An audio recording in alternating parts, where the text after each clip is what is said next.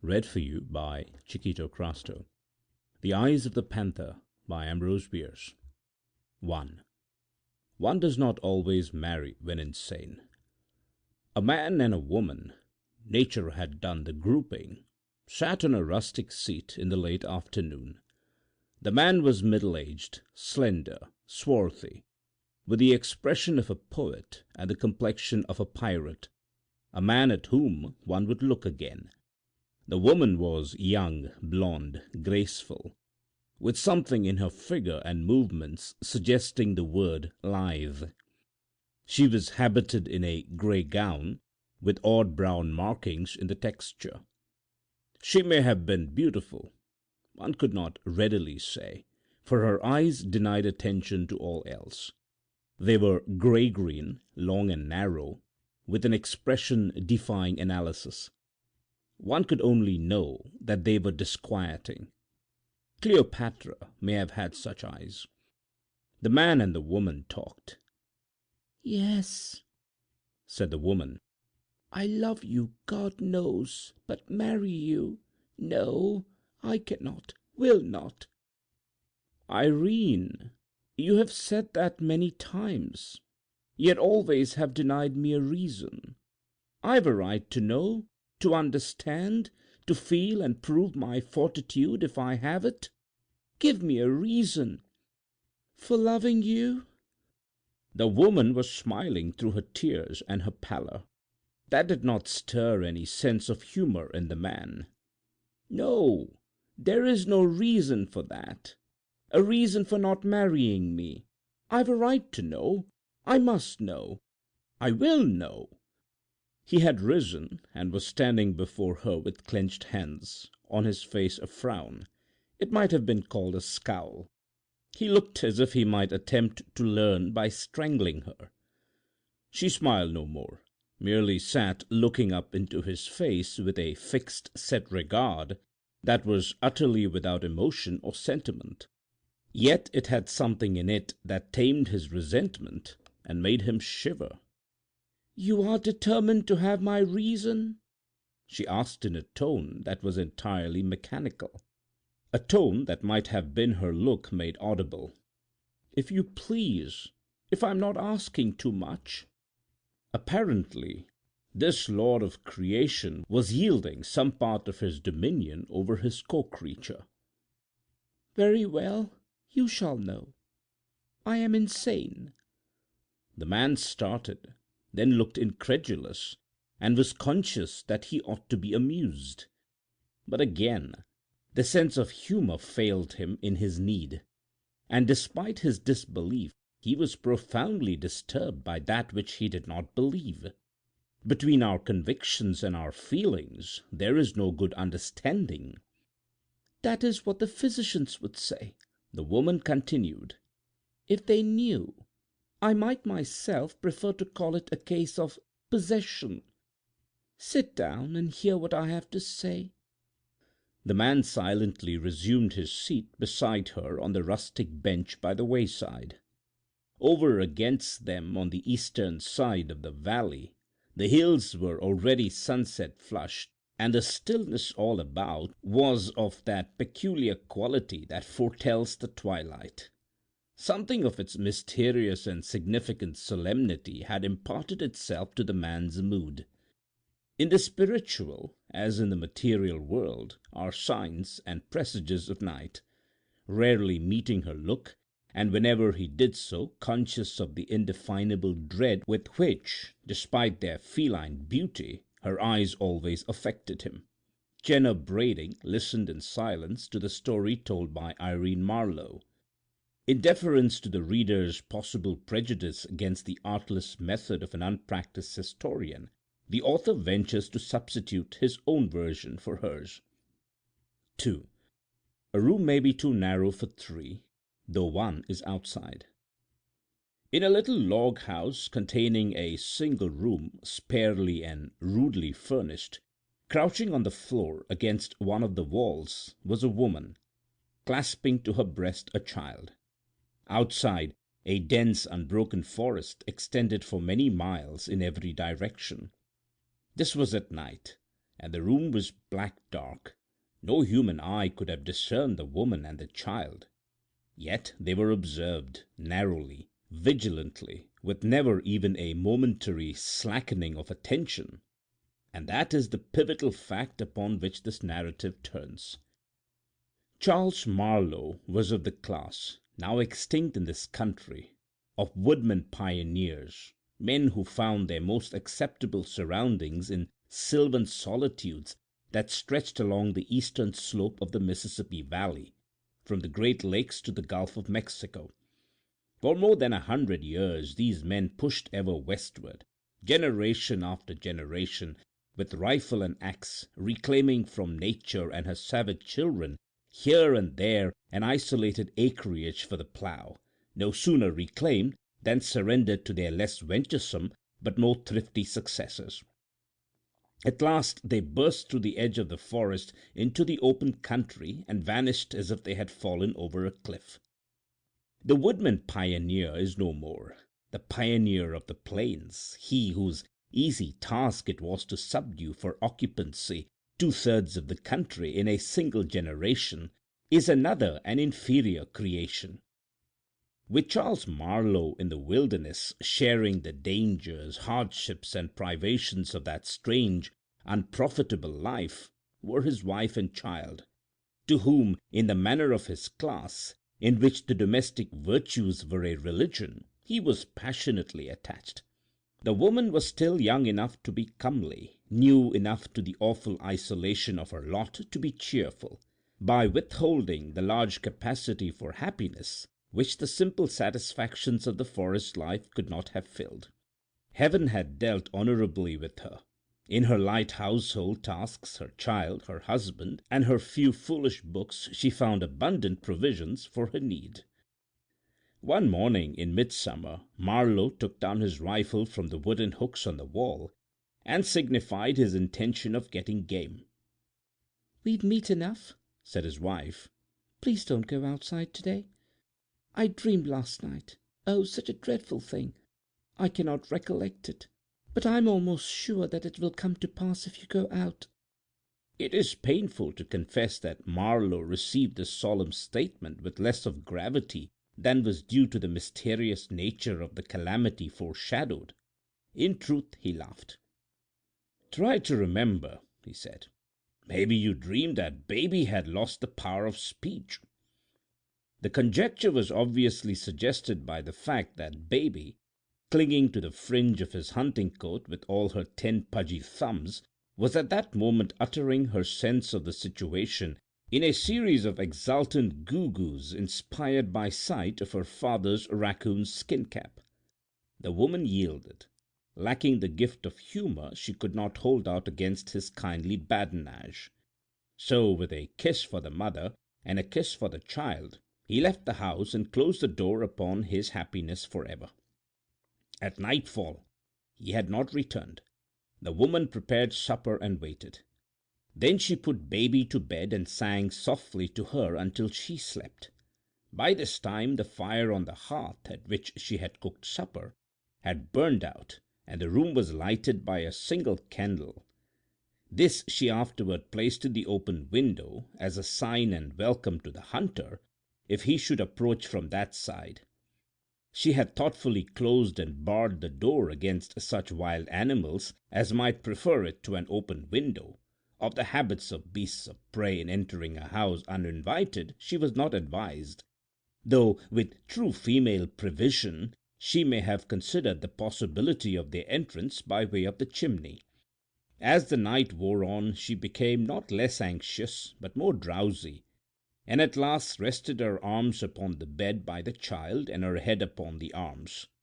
The candle in the window burned down to the socket, sputtered and flared a moment, and went out unobserved, for the woman slept and dreamed. In her dreams she sat beside the cradle of a second child. The first one was dead. The father was dead. The home in the forest was lost, and the dwelling in which she lived was unfamiliar. There were heavy oaken doors, always closed, and outside the windows, fastened into the thick stone walls, were iron bars. Obviously, so she thought, a provision against Indians. All this she noted with an infinite self-pity, but without surprise, an emotion unknown in dreams. The child in the cradle was invisible under its coverlet, which something impelled her to remove. She did so, disclosing the face of a wild animal. In the shock of this dreadful revelation, the dreamer awoke, trembling in the darkness of her cabin in the wood. As a sense of her actual surroundings came slowly back to her, she felt for the child that was not a dream, and assured herself by its breathing that all was well with it. Nor could she forbear to pass a hand lightly across its face. Then, moved by some impulse for which she probably could not have accounted, she rose and took the sleeping babe in her arms, holding it close against her breast. The head of the child's cot was against the wall, to which the woman now turned her back as she stood. Lifting her eyes, she saw two bright objects staring the darkness with a reddish-green glow. She took them to be two coals on the hearth, but with her returning sense of direction came the disquieting consciousness that they were not in that quarter of the room, moreover were too high, being nearly at the level of the eyes of her own eyes. For these were the eyes of a panther.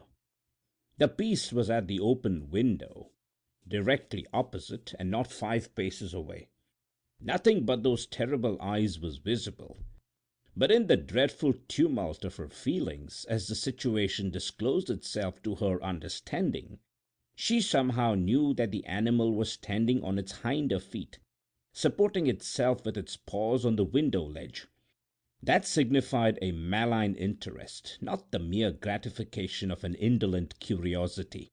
The consciousness of the attitude was an added horror, accentuating the menace of those awful eyes, in whose steadfast fire her strength and courage were alike consumed.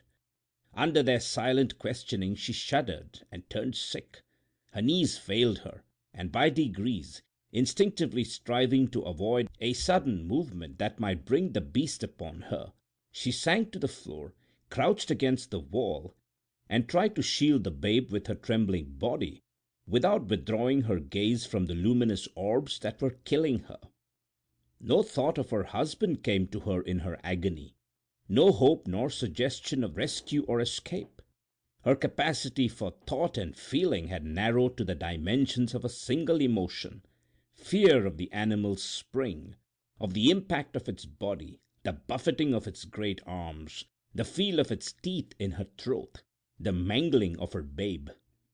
Motionless now and in absolute silence she waited her doom, the moments growing to hours, to years, to ages, and still those devilish eyes maintained their watch. Returning to his cabin late at night with the deer on his shoulders, Charles Marlowe tried the door. It did not yield. He knocked. There was no answer. He laid down his deer and went round to the window.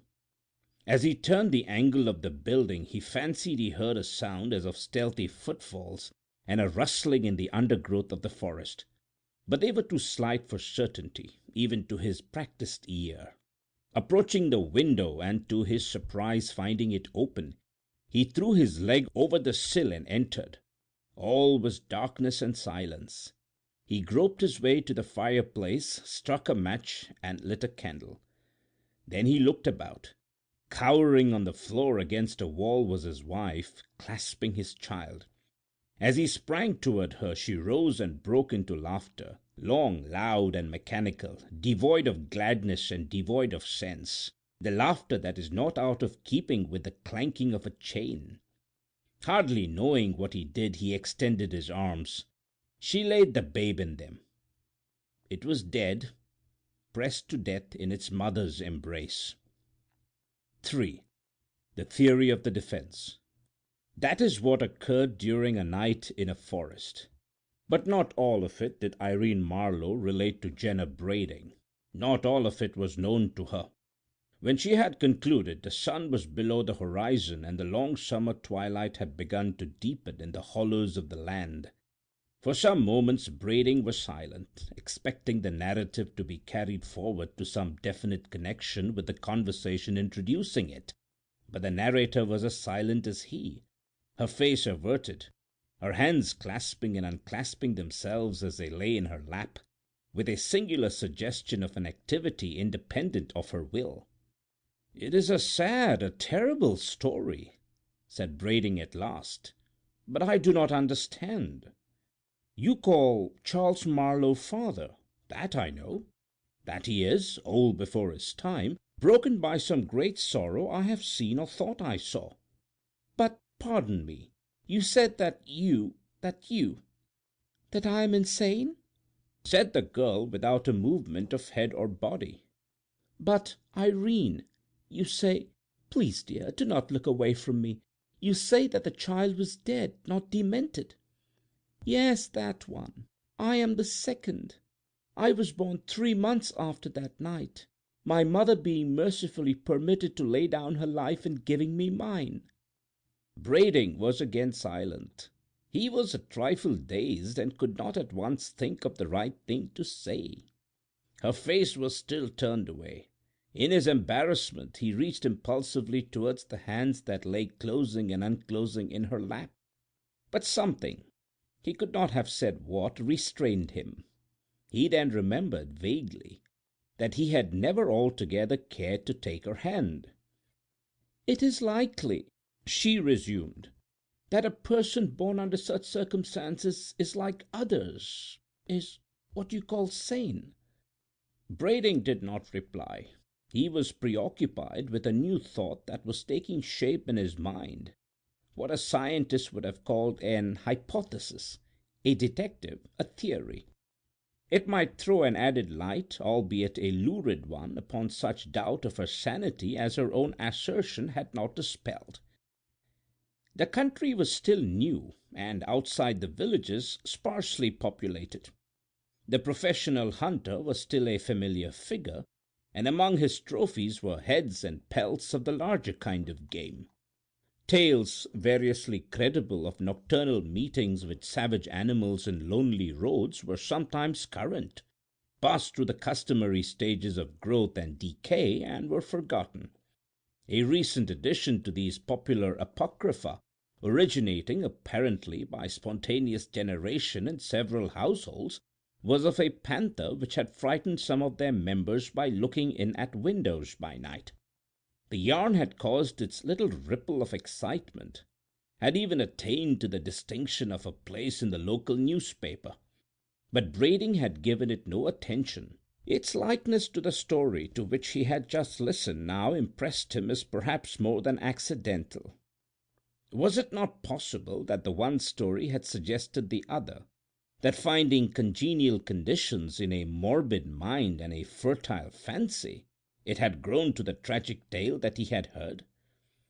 Brading recalled such circumstances of the girl's history and disposition, of which, with love's incuriosity, he had hitherto been heedless, such as her solitary life with her father, at whose house no one, apparently, was an acceptable visitor, and her strange fear of the night, by which those who knew her best accounted for her never being seen after dark.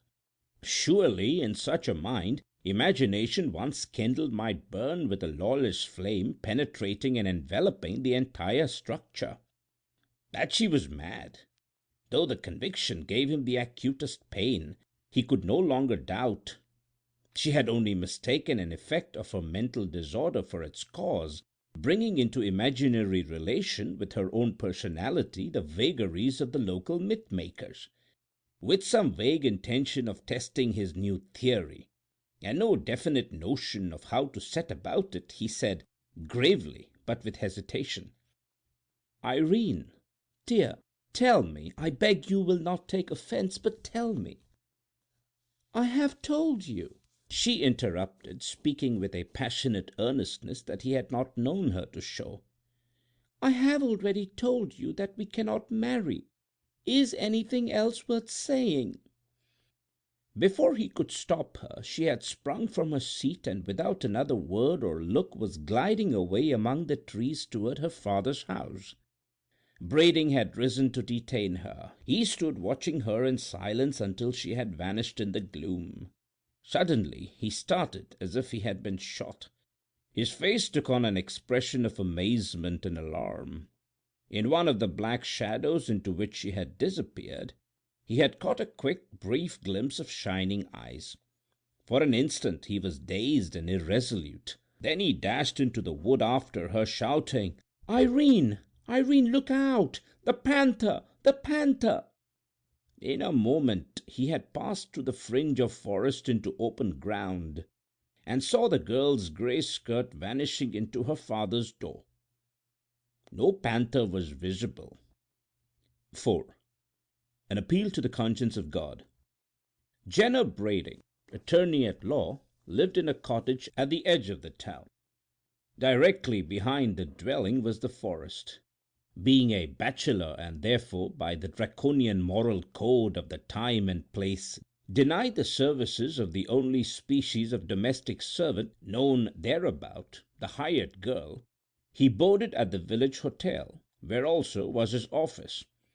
The woodside cottage was merely a lodging maintained at no great cost, to be sure, as an evidence of prosperity and respectability. It would hardly do for one to whom the local newspaper had pointed with pride as the foremost jurist of his time to be homeless, albeit he may sometimes have suspected that the words home and house were not strictly synonymous. Indeed, his consciousness of the disparity and his will to harmonize it were matters of logical inference, for it was generally reported that soon after the cottage was built its owner had made a futile venture in the direction of marriage, had in truth gone so far as to be rejected by the beautiful but eccentric daughter of old man Marlowe, the recluse. This was publicly believed because he had told it himself, and she had not, a reversal of the usual order of things, which could hardly fail to carry conviction.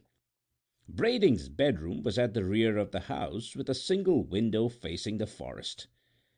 One night he was awakened by a noise at that window. He could hardly have said what it was like. With a little thrill of the nerves he sat up in bed and laid hold of the revolver which, with a forethought most commendable in one addicted to the habit of sleeping on the ground floor with an open window, he had put under his pillow. The room was in absolute darkness, but being unterrified he knew where to direct his eyes, and there he held them, awaiting in silence what further might occur. He could now dimly discern the aperture, a square of lighter black. Presently there appeared at its lower edge two gleaming eyes that burned with a malignant lustre inexpressibly terrible. Brading's heart gave a great jump, then seemed to stand still. A chill passed along his spine and through his hair. He felt the blood forsake his cheeks. He could not have cried out, not to save his life. But being a man of courage, he would not, to save his life, have done so if he had been able. Some trepidation his coward body might feel, but his spirit was of sterner stuff. Slowly the shining eyes rose with a steady motion that seemed an approach, and slowly rose Brading's right hand holding the pistol. He fired. Blinded by the flash and stunned by the report, Brading nevertheless heard, or fancied that he heard, the wild high scream of the panther, so human in sound, so devilish in suggestion. Leaping from the bed, he hastily clothed himself and, pistol in hand, sprang from the door, meeting 2 or 3 men who came running up from the road. A brief explanation was followed by a cautious search of the house. The grass was wet with dew. Beneath the window it had been trodden and partly level for a wide space, from which a devious trail, visible in the light of a lantern, led away into the bushes. One of the men stumbled and fell upon his hands, which as he rose and rubbed them together were slippery.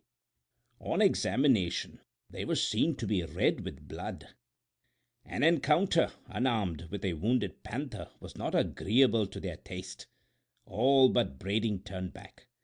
He, with lantern and pistol, pushed courageously forward into the wood. Passing through a difficult undergrowth, he came into a small opening, and there his courage had its reward. There he found the body of his victim, but it was no panther. What it was is told, even to this day, upon a weather-worn headstone in the village churchyard, and for many years was attested daily at the graveside by the bent figure and sorrow-seamed face of old man Marlowe, to whose soul, and to the soul of his strange and happy child, peace, peace and reparation. End of The Eyes of the Panther by Ambrose Bierce. Read for you by Chiquito Crasto, Birmingham, Alabama.